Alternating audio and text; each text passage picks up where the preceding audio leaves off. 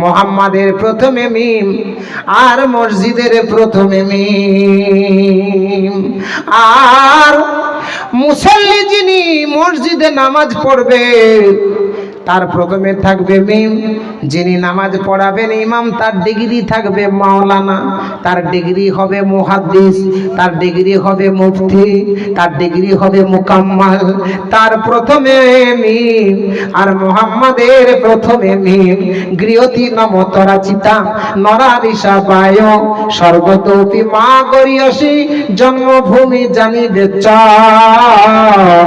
আর তিনি যে জায়গায় জন্মগ্রহণ করেছে জায়গার নাম হবে মক্কা।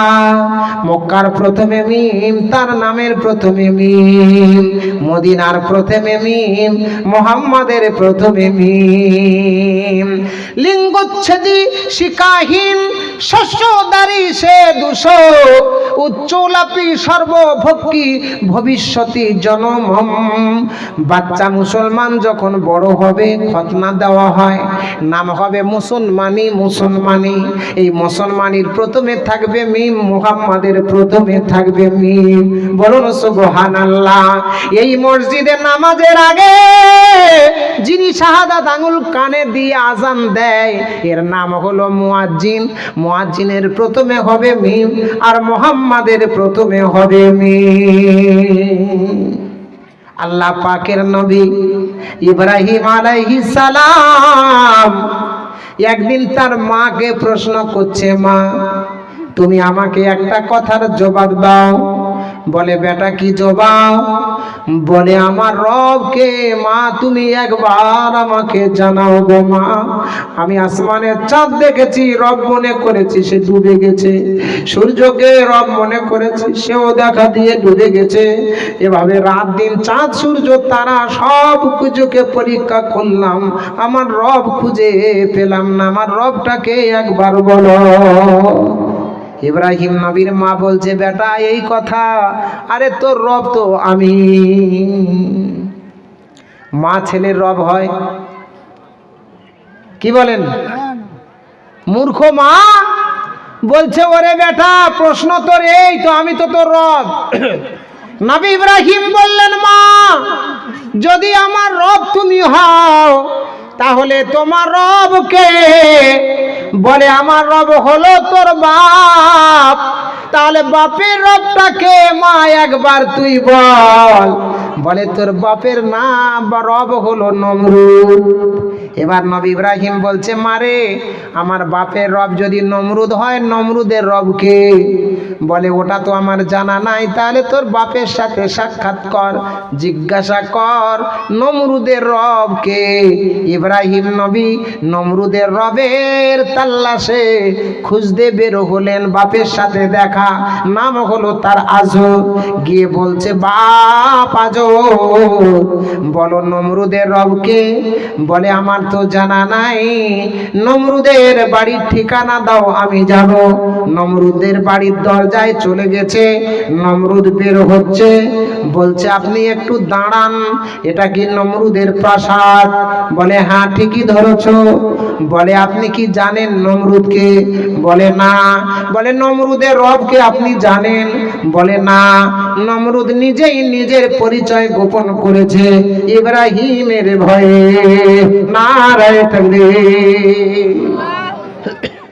তখনও মনে মনে মিলাচ্ছে, আমি সিংহাসনে বসেছিলাম, হঠাৎ একটা যে তারা আমার দিকে ধাওয়া করেছিল, নিরাধন আলোচ্য নম বিশ্ব, তার লাইটটা গোটা দুনিয়ায় পড়েছিল।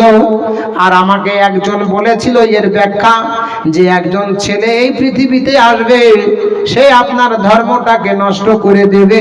তার একটা সত্য ধর্ম আছে ইসলাম, আল্লাহর দেওয়া ধর্ম, সেই ধর্মের কথা বলবে। তাহলে এই ছেলে নাকি? তখন বলল তোর নাম কি? বলে আমার নাম হলো ইব্রাহিম। বলে ঠিক আছে, ইব্রাহিমকে ধরে জেলের মধ্যে বন্দি করে রাখলো। একদিন তাকে খাওয়া দিল না, দুদিন হয়ে গেল খাওয়া দিল না, 3 দিন হয়ে গেল খাওয়া দিল না। এইভাবে লাগাতারে 10 দিন তাকে বন্দি করে রাখলো। কিসের জন্য? আল্লাহকে এই কথাটা জিজ্ঞাসা করার জন্য। এই অপরাধে তাকে বন্দি করা হয়েছে। ও মুসলমান বাপজিরা, ভাইয়েরা, মায়েরা, বোনেরা, 10 দিন যখন হয়ে গেছে, নমরুদ তখন জেলখানার দরজায় চলে গেছে। গিয়ে বলছে, ইব্রাহিম বলো। বলে, কি বলবো? বলে, একবার তুমি বলো তোমার রবকে। ইব্রাহিম নবী বললেন, রব্বি আল্লাযী ইউহয়ী ওয়া ইউমীত। তিনি হলেন আমার আল্লাহ, তিনি হলেন আমার রব, যার হাতে আমার জীবন আছে, যার হাতে আমার মরণ আছে। সেই হলো আমার আল্লাহ, সেই হলো আমার রব। নারায়ে তাকবীর। নমরুদ তখন বলছে, শোন ইব্রাহিম, আমার হাতে জীবন আছে, আমার হাতেও মরণ আছে। ইব্রাহিম বলে, একবার তোর হাতে জীবন আর মরণ থাকলে দেখা।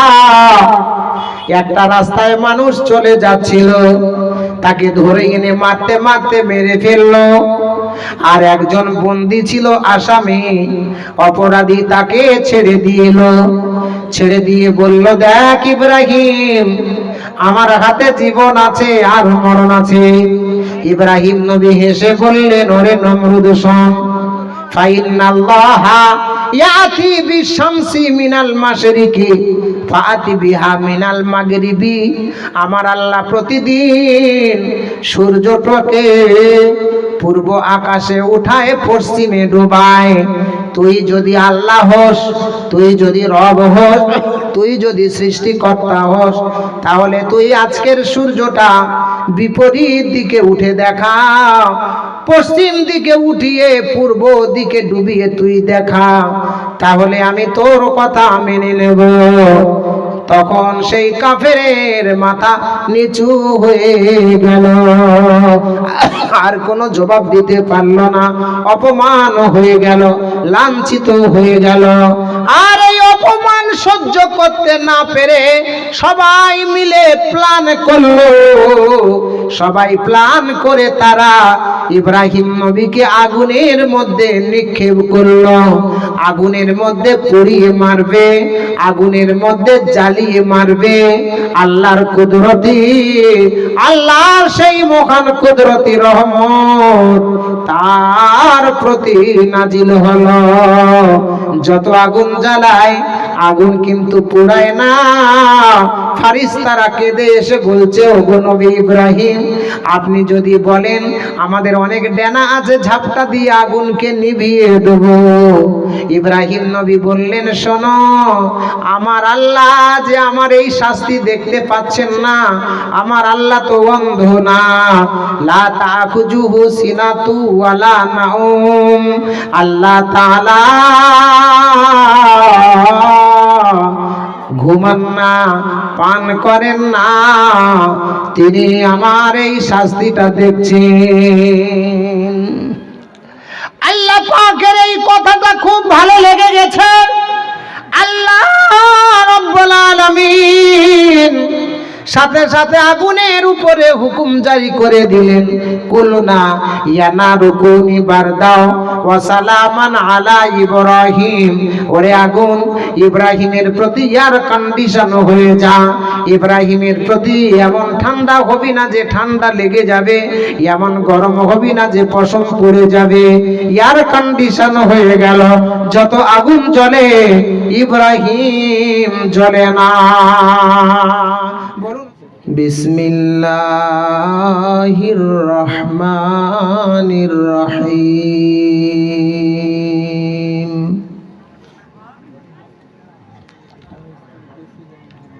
আলহামদুলিল্লাহি নাহমাদুহু ওয়া নাস্তাঈনুহু ওয়া নাস্তাগফিরুহু ونؤمن به ونتوكل عليه ونعوذ بالله من شرور أنفسنا ومن سيئات أعمالنا من يهده الله فلا مضل له ومن يضلله فلا هادي له وأشهد أن لا إله إلا الله وحده لا شريك له ونشهد أن محمدًا عبده ورسوله أعوذ بالله من الشيطان الرجيم بسم الله الرحمن الرحيم ما كان للمشركين أن يعمروا مساجد الله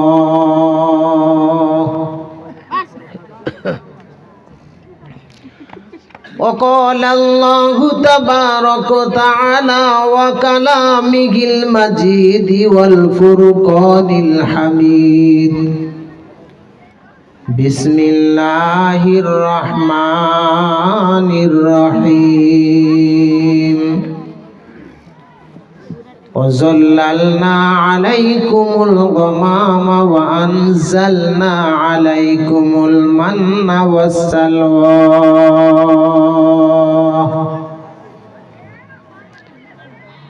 وقال الله تبارك وتعالى وكلامه المجيد والفرقان الحميد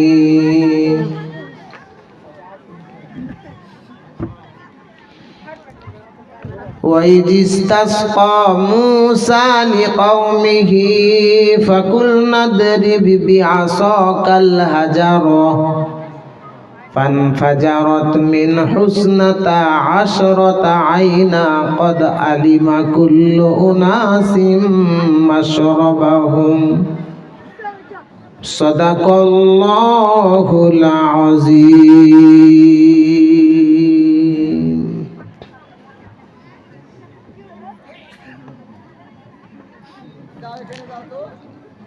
আজকে মরলে কালকে দুই দিন ওগো পরের দিন কেউ কাঁদবে না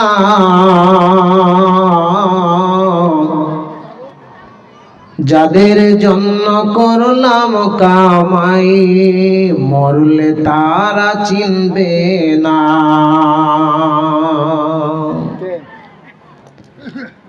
আজকে মরলে কালকে দুই দিন ওগো পরের দিন কেউ কাঁদবে না যাদের জন্য করলাম কামাই মরলে তারা চিনবে না মরলে তারা চিনবে না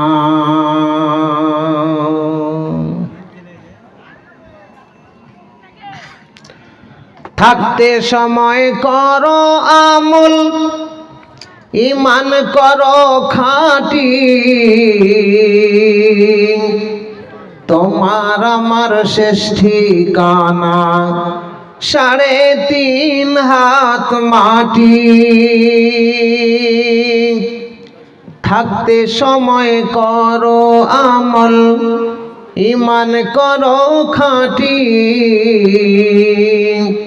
তোমার আমার শেষ ঠিকানা 3.5 হাত মাটি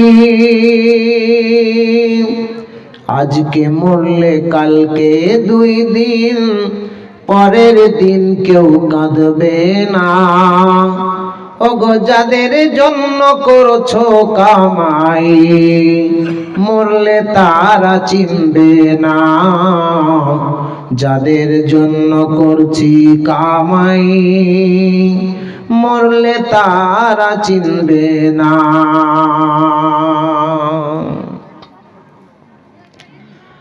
কত কষ্ট করে তুমি গড়লে সাধের বাড়ি, এই বাড়িতে ঠাঁই হবে না, যাইতে হবে ছাড়ি রে, যাইতে হবে ছাড়ি। কত কষ্ট করে তুমি গড়লে সাধের বাড়ি, এই বাড়িতে ঠাঁই হবে না, যাইতে হবে ছাড়ি রে, যাইতে হবে ছাড়ি।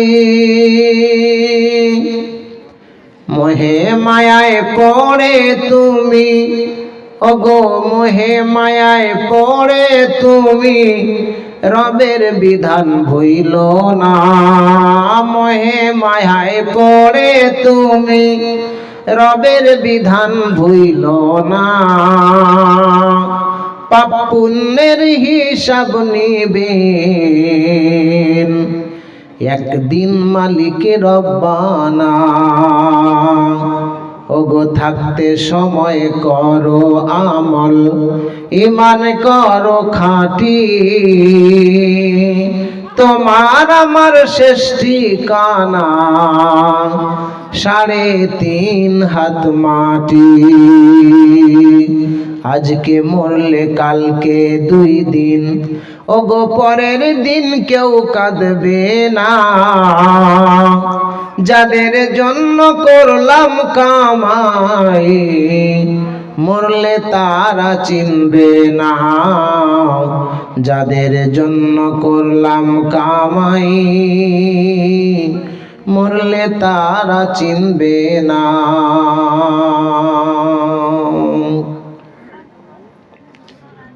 আধার ঘরে থাকবে পড়ে, ছাইড়া তুমি সব, সঙ্গে তোমার কেউ যাবে না, থাকবে শুধু রব। মিছে মায়ায় পড়ে তুমি, ওগো মিছে মায়ায় পড়ে তুমি, রবের বিধান ভুইল না। পাপ পুণ্যের হিসাব নিবেন সেদিন মালিক রব্বানা। আজকে মরলে কালকে 2 দিন, ওগো পরের দিন কেউ কাঁদবে না। যাদের জন্য করলাম কামাই, মরলে তারা চিনবে না, মরলে তারা চিনবে না।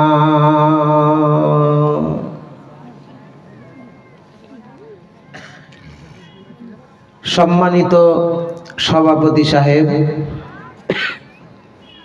উপস্থিত উলামা ইকরাম,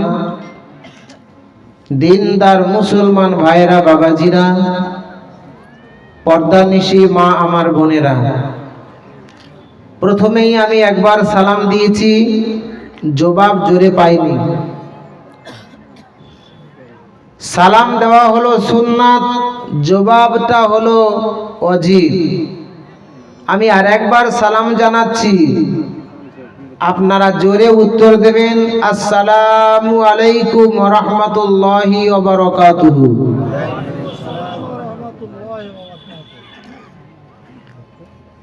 মহান আল্লাহ পাকের কাছে লাখো লাখো শুকরিয়া, যেই প্যান্ডেলের তলায় কেউ সন্ধ্যার পূর্বে থেকে অথবা কেউ সন্ধ্যার পর থেকে নিয়ে কোরআন এবং হাদিসের কথা শোনার জন্য হালকা হালকা ঠান্ডায়, হালকা কুয়াশার মাঝখানে আপনারা ধৈর্য নিয়ে বসে আছেন। আমরা আল্লাহর কাছে শুকরিয়া আদায় করি। সবাই বলুন আলহামদুলিল্লাহ। আল্লাহর প্রশংসার পরে পরেই আল্লাহ পাকের মনোনীত নবীর প্রতি দরুদ ও সালাম বর্ষিত হোক। সবাই বলুন আল্লাহুম্মা আমিন। আল্লাহুম্মা সাল্লি আলাইহি, আল্লাহুম্মা বারিক আলা, সাল্লাল্লাহু আলা মুহাম্মদ সাল্লাল্লাহু আলাইহি ওয়াসাল্লাম। এই পৃথিবীটা বড় আজব জায়গা। এই জায়গায় বিভিন্ন মানুষ, বিভিন্ন কোয়ালিটি নিয়ে আমরা আছি। এই পৃথিবীতে চলতে গেলে তিনটা জিনিস নিয়ে চললে ভালো চলতে পারা যাবে। এক হচ্ছে আল্লাহর বিধান, দুই রসুলের আদর্শ, তিন হচ্ছে নিজের ঈমান। যদি আপনার মধ্যে ঈমান না থাকে তাহলে আপনি আল্লাহকে পাবেন না, রসুলকে পাবেন না। এই তিনটাকে নিয়ে আপনাকে ঈমানের পরিপূর্ণ এক পরীক্ষা অথবা এই দুনিয়াদারি আপনার সমাপ্তি ঘটবে, আমার সমাপ্তি ঘটবে। কিন্তু আমরা এমন মানুষ, দুনিয়ায় চলতে গিয়ে দুনিয়ার মোহে মোহাব্বতে ভালোবাসায় সব কিছু আমরা হারিয়ে দিয়েছি। আমরা জানি না যে এটা একটা দুনিয়া। এই পৃথিবীটা হচ্ছে চাষাবাদীর জায়গা। এই দুনিয়াটা হচ্ছে চাষ করার এক জায়গা। আল্লাহ পাক আমাদেরকে পাঠিয়েছেন, আর এখান থেকে আবার আমাদেরকে চলে যেতে হবে, এটা আমরা জানি না। তাই কবি বলছে, মিদ্দিন হাসা ভিতরি ওড়া হুই উতমা, চিদা এম বিনা এ কানা। বলুন সুবহানাল্লাহ। মিদ্দিন হাসা ভিতরি ওড়া হুই উতমা, চিদা এম বিনা এ কানা। যে তুমি যতই বড়লোকি দেখাও, যতই পরিশ্রমী দেখাও, যতই জ্ঞানী বিদ্বান দেখাও, যতই তুমি ডেভেলপ দেখাও, কিন্তু তোমার একদিন সব কিছু ফেলে চলে যেতে হবে। বিশ্ব নবী সাল্লাল্লাহু আলাইহি ওয়াসাল্লামের কাছে খবর আসলো যে একটা মাইয়েত হয়েছে, ইয়া রাসূলুল্লাহ, জানাজা পড়াতে হবে। তো জানাজা পড়াবার জন্য আল্লাহর নবী সাল্লাল্লাহু আলাইহি ওয়াসাল্লাম গেছেন। লোক দাঁড়িয়ে গেছেন লাইনে বা কাতারে। যে লাশটা শোয়ানো থাকে, কেউ আমরা বলি খাট, আপনারা কি বলেন? খাট বলেন। তো খাটের কাছে যখন দাঁড়িয়েছেন, দেখছেন যে খাটের যে লাশটা কিন্তু নড়ছে, তার কাফনটা কিন্তু নড়ছে। আল্লাহর নবী সাল্লাল্লাহু আলাইহি ওয়াসাল্লাম কাফনের কাপড়টা খুলে উঁচু করে দেখছেন তার ভিতরে একটা সাপ আছে, বিষাক্ত। কি আছে? তার ভিতরে একটা সাপ। আর সেই সাপ লাশের মাংসগুলো ছিঁড়ে ছিঁড়ে খাচ্ছে।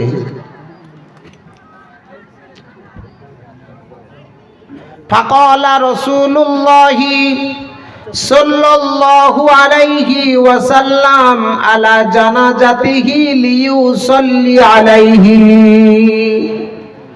আল্লাহর নবী জানাজা পড়াবার জন্য আগিয়ে গেলেন খাটের কাছে। গিয়ে দেখলেন লাশের কাফনটা নড়ছে। তাহা নাকাল কাফানু, কাফন নড়া দেখে বিশ্ব নবী কাফনটা খুলে উঁচু করলেন। ফারআন নাবিয়্যু সাল্লাল্লাহু আলাইহি ওয়াসাল্লাম ফিহি হাইয়াতুন, তিনি কাফন খুলে দেখলেন কাফনের ভিতরে একটা বিষাক্ত সাপ। তাকুলু লাহমহু, দেখেন সেই সাপটা লাশের মাংসগুলো ছিঁড়ে ছিঁড়ে ছিঁড়ে ছিঁড়ে খাচ্ছে। আচ্ছা, দেখে আশ্চর্য হবেন কি হবেন না যদি আপনাদের এই এলাকায় হয় এমন ঘটনা? কি ভয় হবে? তো দেখে ভয় হবে না সাহস হবে? আল্লাহর নবী সাল্লাল্লাহু আলাইহি ওয়াসাল্লাম তিনি আশ্চর্য হলেন। সাপ তার ভিতরে মাংস যখন ছিঁড়ে খাচ্ছে, হযরতে আবু বকর সিদ্দিক রাদিয়াল্লাহু তাআলা আনহু একটা লাঠি নিলেন সাপটাকে মারার জন্য। কি নিলেন? ফিয়াসায় একটা লাঠি নিলেন, সাপটাকে মারবে।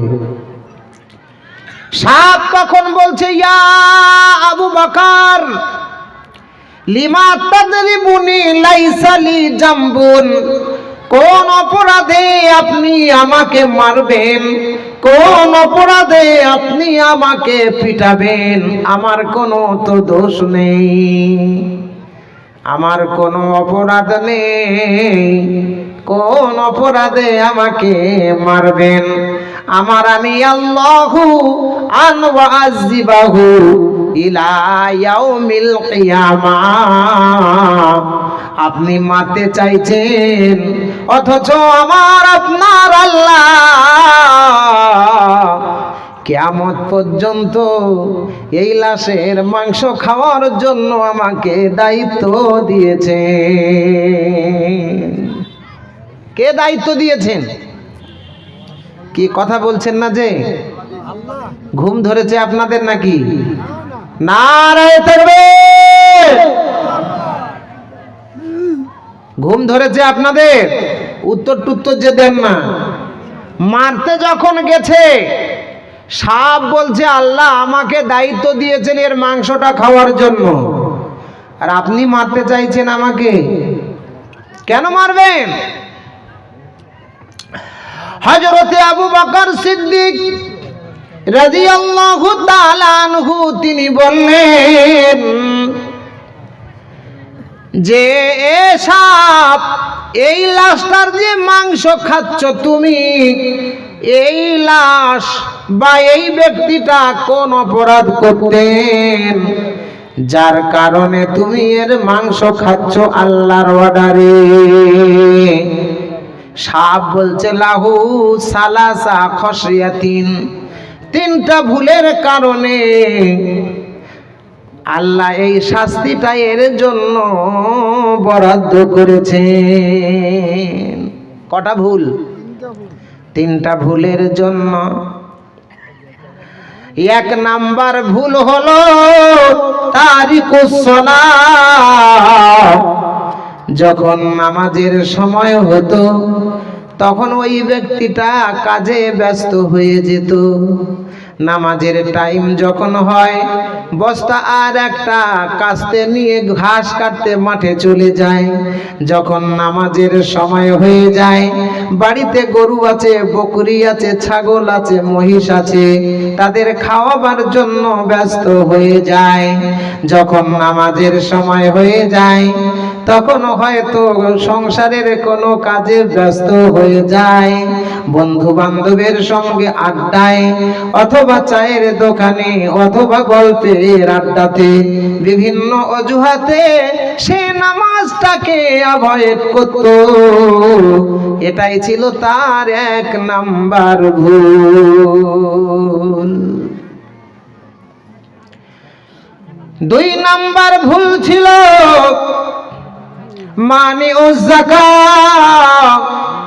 সারা বছর খেয়ে মেখে 100 টাকা যদি তার এক্সেস হতো, আল্লাহ পাকের নির্দেশ, 2.5 টাকা গরিবকে তুমি দান করে দাও। এই যাকাত আদায় সে করত না, বরং সে বলতো গরিব কি আমার বাড়িতে রেখে গেছে জমানো টাকা, যে সেই টাকা গরিবকে আমি কেন দেব, আমি গরিবকে দিতে পারবো না। তাই সে গরিবকে দান দিত না, যাকাত আদায় করত না। 3 নাম্বার এই অপরাধ কি, যে লাশের মাংসটা ছিঁড়ে ছিঁড়ে খাচ্ছ।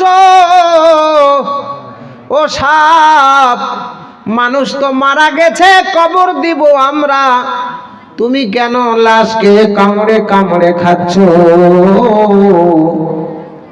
সাপ বলছে 3 নাম্বারের অপরাধ হচ্ছে কওলুল উলামা। যখন উলামারা কথা বলতো তখন উলামাদের কথা, আলেমদের কথা, কোরআনের কথা, হাদিসের কথা জালসায় যখন আলেমরা বক্তব্য রাখতো, তখন ও বিড়ি ধরাবার জন্য উঠে যেত, খৈনি খাওয়ার জন্য উঠে যেত, বউ বাচ্চাকে নিয়ে হরেক মালের দোকানে গিয়ে কেনাকাটায় ব্যস্ত হতো, দোকানে কেনাকাটা নিয়ে ব্যস্ত থাকতো। এই অপরাধ আলেমদের মুখ দিয়ে কোরআনের বয়ান সে শুনতো না। তাহলে 1 নাম্বার ভুল, সে নামাজকে অ্যাভয়েড করত, যাকাতকে অস্বীকার করত। আর যখন আলেমরা কথা বলতো, লা ইয়াসমাউ কাওলাল উলামা, আলেমদের কথা শ্রবণ করত না।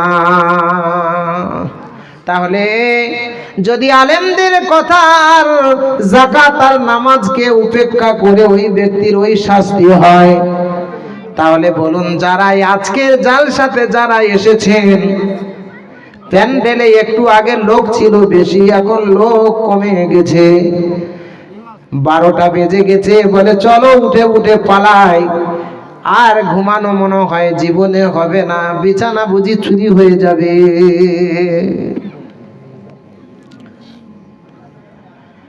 বলুন ওই শাস্তি কি আমাদের জীবনে আসতে পারে কি পারে না, যদি আপনি এগুলো বাদ দেন? সেই জন্য দোকানে বাজারে দেখছি লোক বেশি, আলেমদের কথা ওরা শুনবে না, এই কানে ঢুকাবে এই কানে বার করবে, এদের কথা নিবে না। আল্লাহর কোরআন কি বলছে দেখুন। এই পৃথিবীর মধ্যে ধর্মীয় পুস্তক নামে যত বই এসেছে, বেদ বলেন, বাইবেল বলেন, ত্রিপিটক বলেন, মহাভারত বলেন, জিন্দাবেস্তা বলেন, গীতা বলেন, প্রত্যেকের মধ্যে পাতা খুলে খুলে খুলে খুলে খুলে খুলে যদি আপনি দেখেন, তাদের আমলের সাথে কোনো মন্ত্র নাই, কর্মের সাথে কোনো মন্ত্র নাই, ধর্মের সাথে তার কোনো মন্ত্র নাই। কিন্তু আমার আপনার সৃষ্টিকর্তা মাওলা, আমার আপনার আল্লাহ কোরআনের মাধ্যমে প্রত্যেকটা কথা আমার আপনার লাভের জন্য, ভালোর জন্য বলে দিয়েছেন। আল্লাহ পাক আমাদেরকে বলছেন, ওয়াল্লাযী হুয়া ইউতঈমুনি ওয়া ইয়াসকিন, তোমাদের ক্ষুধা লাগলে আমি আল্লাহ খাওয়াই, পিপাসা লাগলে আমি আল্লাহ পান করাই, ওয়াইজা মারিতু ফাহুয়া ইয়াশফিন, আর অসুস্থ হলে আমি আল্লাহ সুস্থ করাই। যে আল্লাহ খিদা লাগলে খাওয়ায়, যে আল্লাহ পিপাসায় পান করায়, যে আল্লাহ অসুস্থ হলে সুস্থ করায়, তাহলে সেই আল্লাহর বিধান মানতে আমাদের অসুবিধা কোথায়? অসুবিধা আছে আল্লাহকে মানার? কারা কারা মানবেন না দেখি হাত তোলেন তো। আল্লাহকে কারা কারা মানবেন না হাত তোলেন দেখি। বোঝা গেল যে আপনারা হাত তুলছেন না, তার মানে আল্লাহকে মানবেন। আল্লাহকে মানতে হবে। এই পৃথিবীতে একটা জাতি যারা আল্লাহকে মানবে না বলে 40টা বছর একটা পাহাড়ের মধ্যে বাস করছিল, যে পাহাড়টার নাম হলো জাবালে তুর। জাবালে তুর 40টা বছর ওই পাহাড়ের উপরে, যে আমরা আল্লাহকে মানি না, মানব না, মানছি না। 40 বছর সেই পাহাড়ে কোনোদিন ছায়া হয়নি মেঘের, কোনোদিন ওই পাহাড় থেকে ঝর্ণার পানি প্রবাহিত হয়নি। 40 বছর যখন হয়ে গেল, আল্লাহ পাকের অর্ডার হলো এক নবীর উপরে, নবী মূসা আলাইহিস সালাতু ওয়াস সালাম। সেই পাহাড়ের উপরে আল্লাহ তাকে বলে দিলেন, যাও গিয়ে আল্লাহর দাওয়াত দাও, ধর্মের দাওয়াত দাও, দ্বীনের দাওয়াত দাও।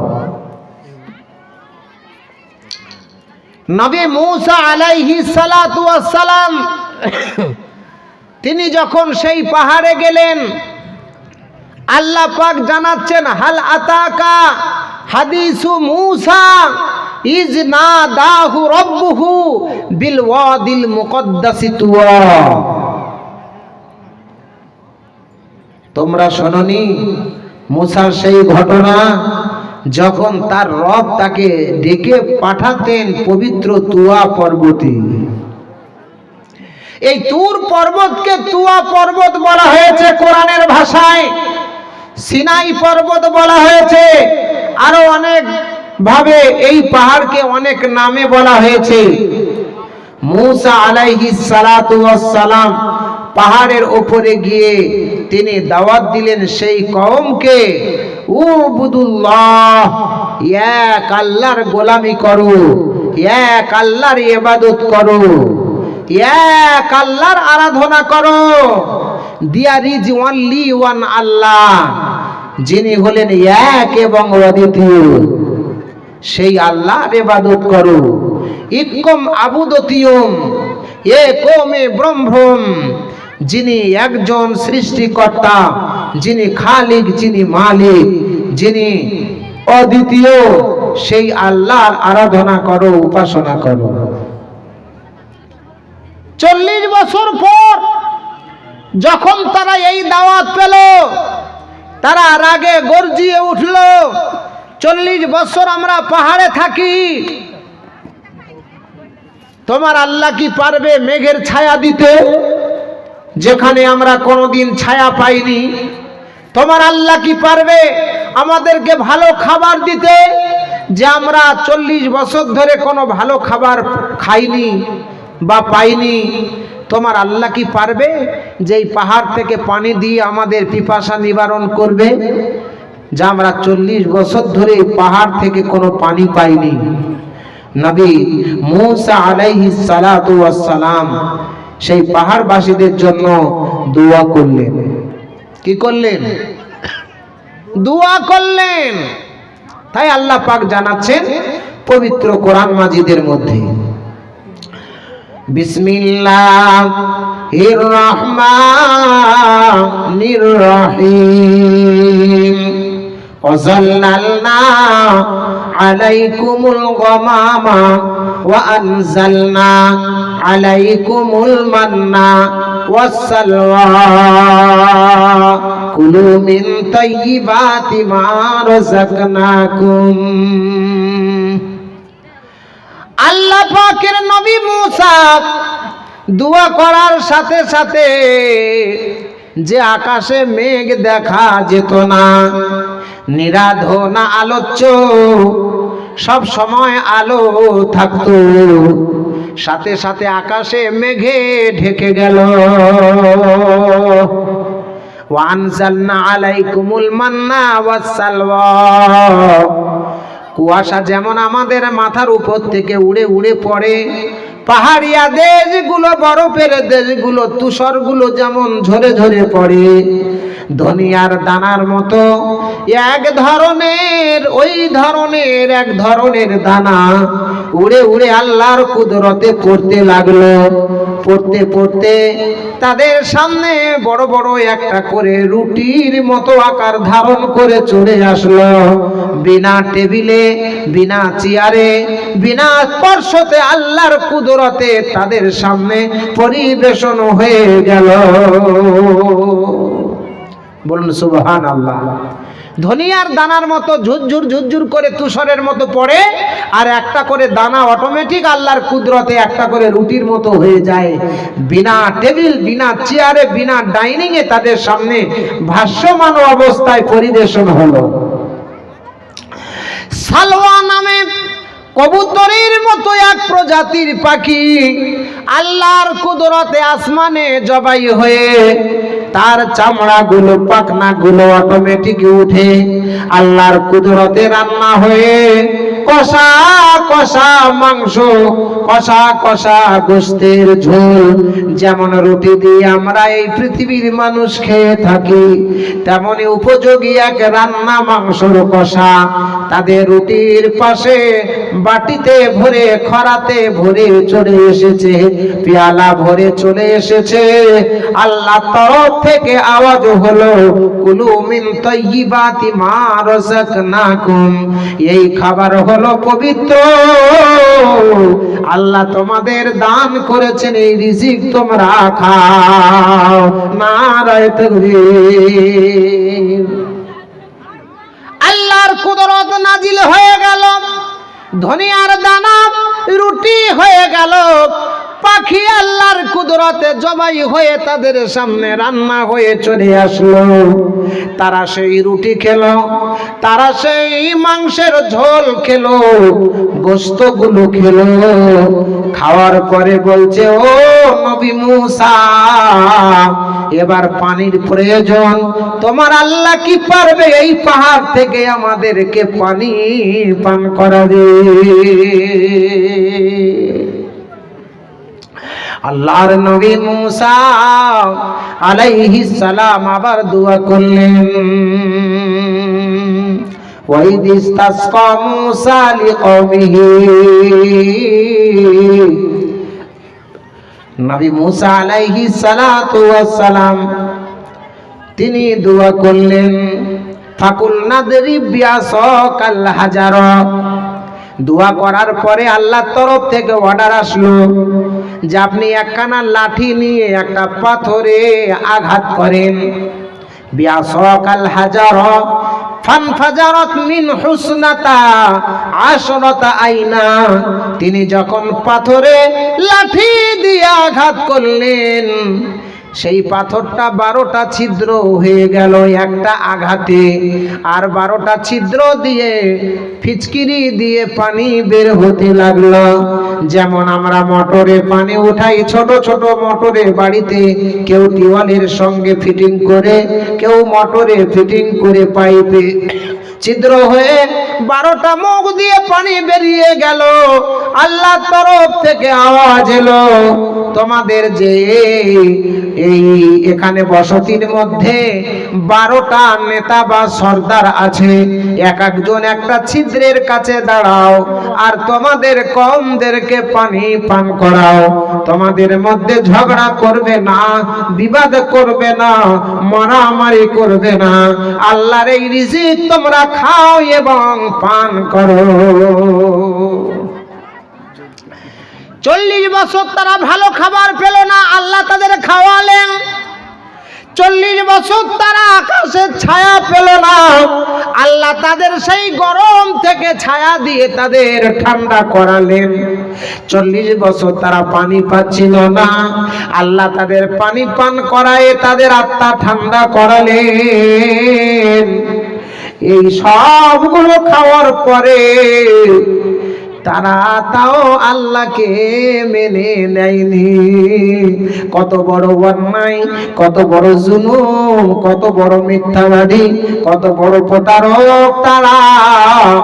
বরং তাদের কাছে যে নবী ধর্মের দাওয়াত দিয়েছে, সেই নবীকে তারা কষ্ট দিয়েছে, সেই নবীকে তারা মেরেছে, সেই নবীকে তারা বেঁধে রেখেছে, সেই নবীকে তারা করাত দিয়ে চিরে করে দিয়েছে, সেই নবীদেরকে ধরে ধরে আগুনের মধ্যে ফেলে দিয়েছে, সেই নবীদের ফেলে কূপের মধ্যে ফেলেছে, কাউবা আগুনে ফেলেছে, কাউবা কূপে ফেলেছে, কাউবে করাত দিয়ে তার মাথা থেকে পা পর্যন্ত বডিটা কেটে দুটা ভাগ করে দিয়েছে, কাউকে বন্দি করে দিয়েছে, কাউকে কষ্ট দিয়েছে, কাউকে মেরে ফেলেছে।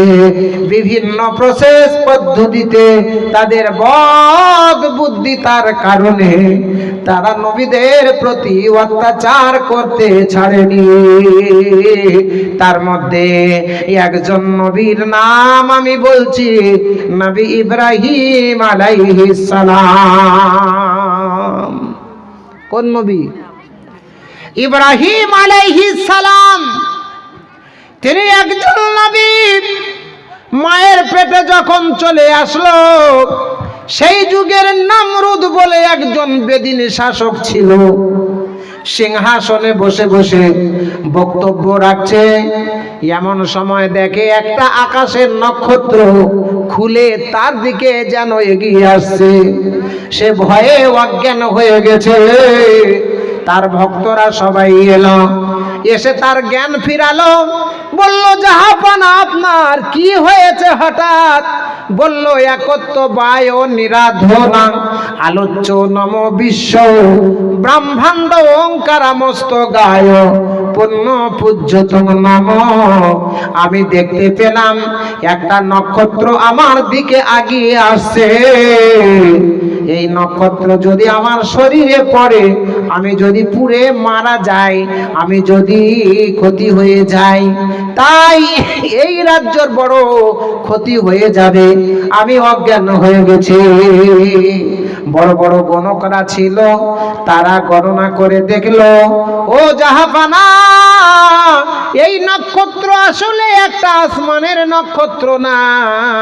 এই নক্ষত্র হলো একটা মায়ের সন্তান।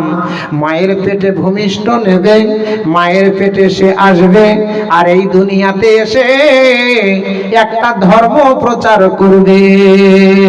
সেই ধর্মটা আপনার ধর্মকে বিলুপ্ত করে দিবে, ম্লান করে দিবে, ছোট করে দিবে, নিচু করে দিবে, খাটো করে দিবে, ধূলিসাৎ হয়ে যাবে।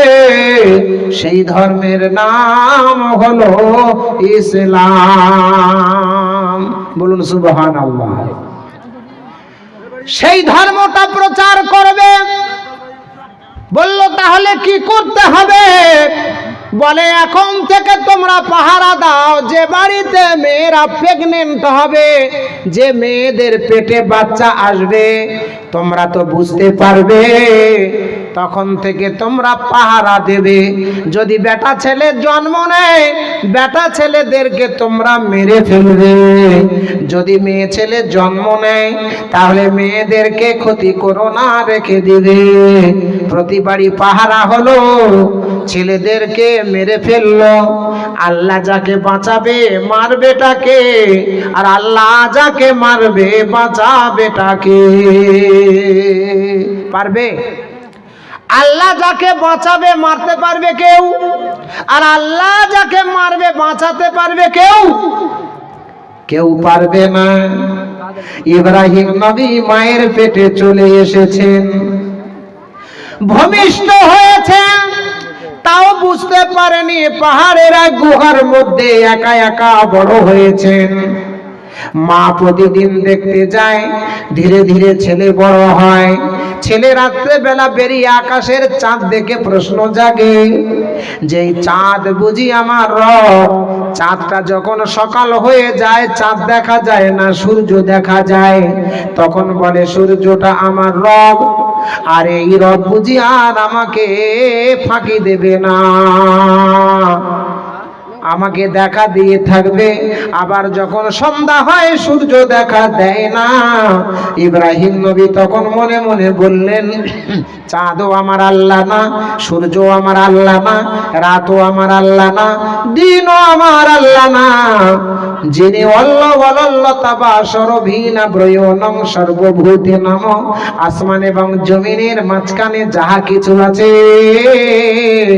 সব কিছুর মালিক যিনি, আল্লাহুল্লাযী খালাকাস সামাওয়াতি ওয়াল আরদ, যিনি আসমান এবং জমিনের মাঝখানে সব কিছু সৃষ্টি করেছেন, তিনি হলেন আমার রব, তিনি হলেন আমার আল্লাহ, তিনি হলেন আমার মাওলা। অনন্ত অসীম প্রেমময় তুমি, হে বিচার দিনের স্বামী, যত গুণগান হে চির মহান, তুমি যে অন্তর্যামী। অনন্ত অসীম প্রেমময় তুমি, হে বিচার দিনের স্বামী, যত গুণগান হে চির মহান, তুমি যে অন্তর্যামী।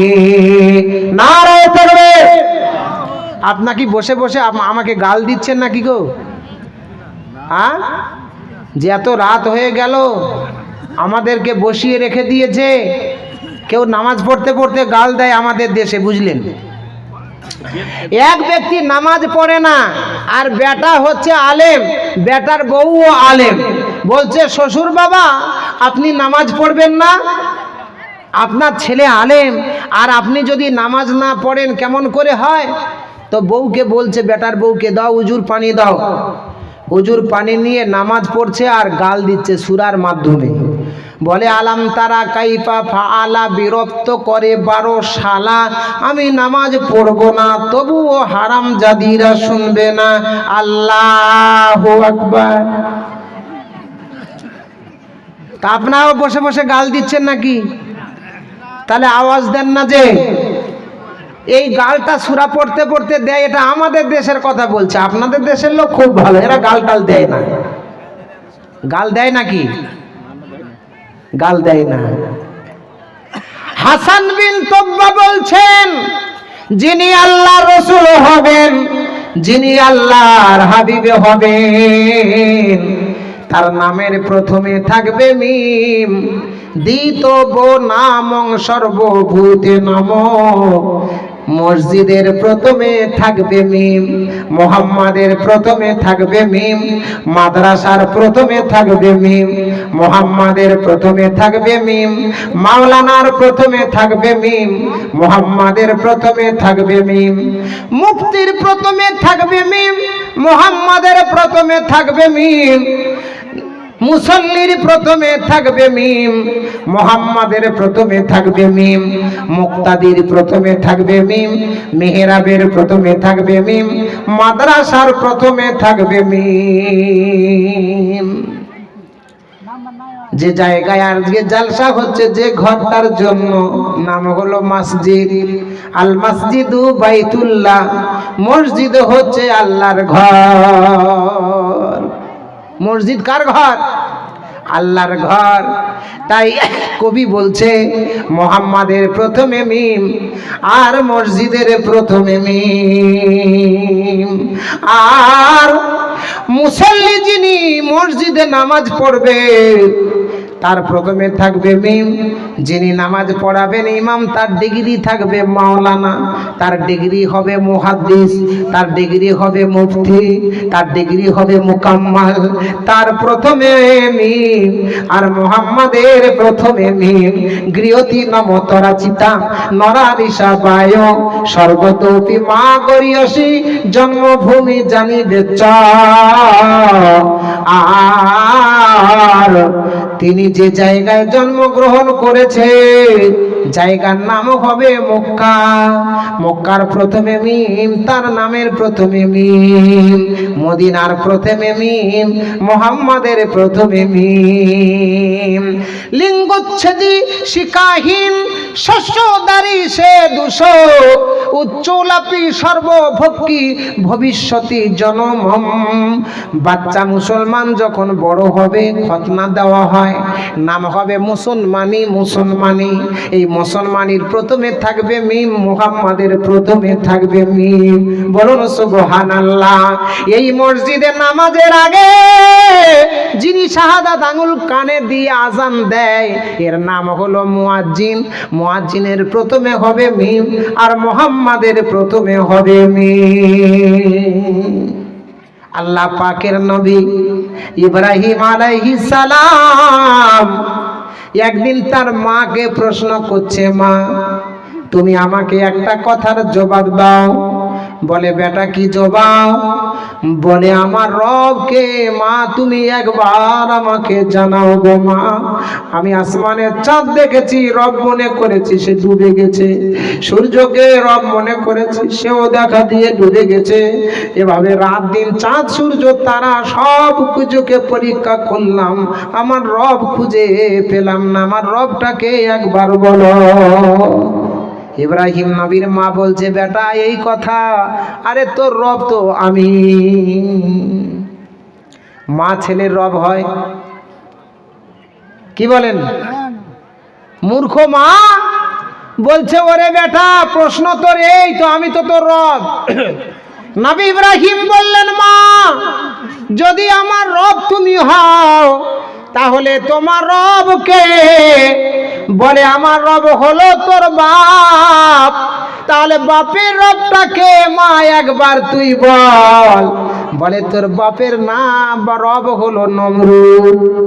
এবার নবী ইব্রাহিম বলছে, মারে আমার বাপের রব যদি নমরুদ হয়, নমরুদের রবকে? বলে ওটা তো আমার জানা নাই। তাহলে তোর বাপের সাথে সাক্ষাৎ কর, জিজ্ঞাসা কর নমরুদের রবকে। ইব্রাহিম নবী নমরুদের রবের তাল্লাশে খুঁজতে বের হলেন। বাপের সাথে দেখা, নাম হলো তার আজর। গিয়ে বলছে, বাপ আজর বলো নমরুদের রবকে?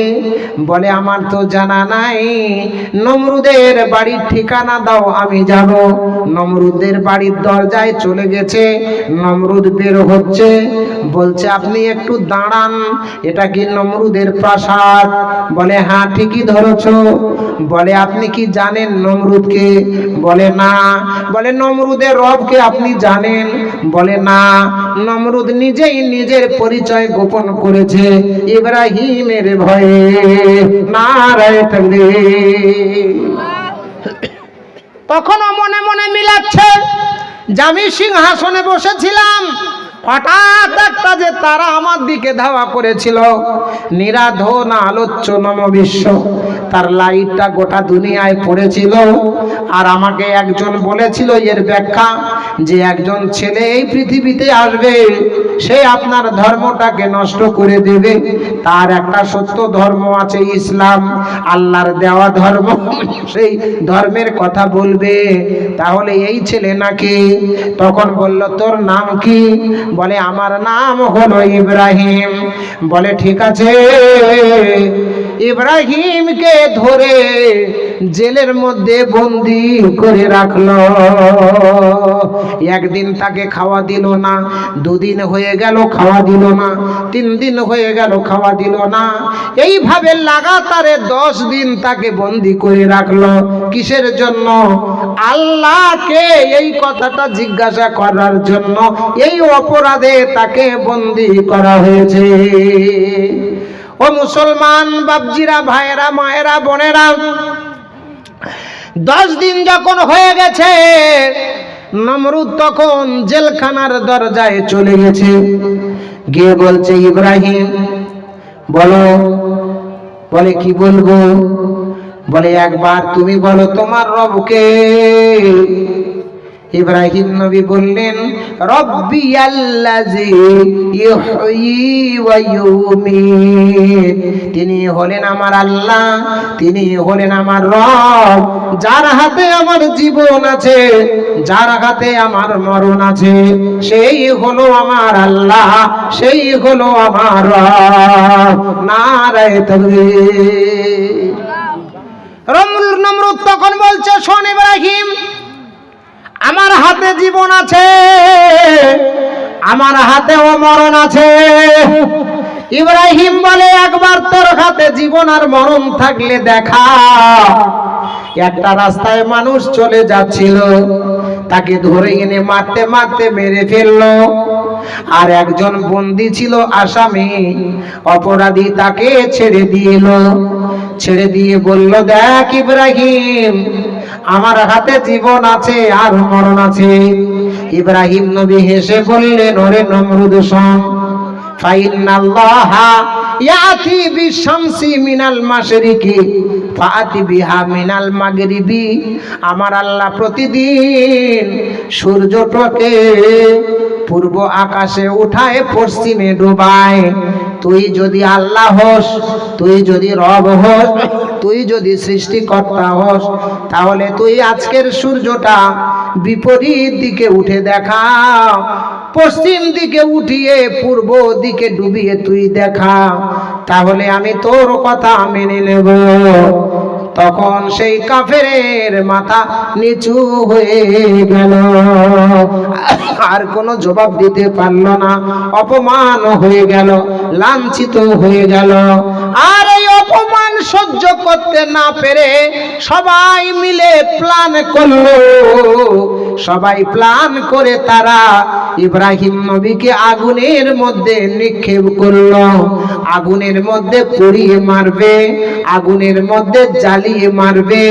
আল্লাহর কুদরতি, আল্লাহর সেই মহান কুদরতি রহমত তার প্রতি নাজিল হলো। যত আগুন জ্বালায়, আগুন কিন্তু পোড়ায় না। ফারিস্তারা কেঁদে এসে বলছে, ওগো নবী ইব্রাহিম, আপনি যদি বলেন আমাদের অনেক ডেনা আছে, ঝাপটা দিয়ে আগুনকে নিভিয়ে দেব। ইব্রাহিম নবী বললেন, শোনো, আমার আল্লাহ যে আমার এই শাস্তি দেখতে পাচ্ছেন না, আমার আল্লাহ তো অন্ধ না। লা তাখুজুহু সিনাতু ওয়ালা নাউম। আল্লাহ তাআলা ঘুমান না, পান করেন না, তিনি আমার এই শাস্তিটা দেখছেন। আল্লাহ পাকের এই কথাটা খুব ভালো লেগে গেছে। আল্লাহ রাব্বুল আলামিন সাথে সাথে আগুনের উপরে হুকুম জারি করে দিলেন, কুলনা ইয়ানারু কুনি বারদাও ওয়া সালামান আলা ইব্রাহিম। ওরে আগুন, ইব্রাহিমের প্রতি এয়ার কন্ডিশন হয়ে যা। ইব্রাহিমের প্রতি এমন ঠান্ডা হবি না যে ঠান্ডা লেগে যাবে, এমন গরম হবি না যে পশম পড়ে যাবে। এয়ার কন্ডিশন হয়ে গেল। যত আগুন জ্বলে, ইব্রাহিম জ্বলে না।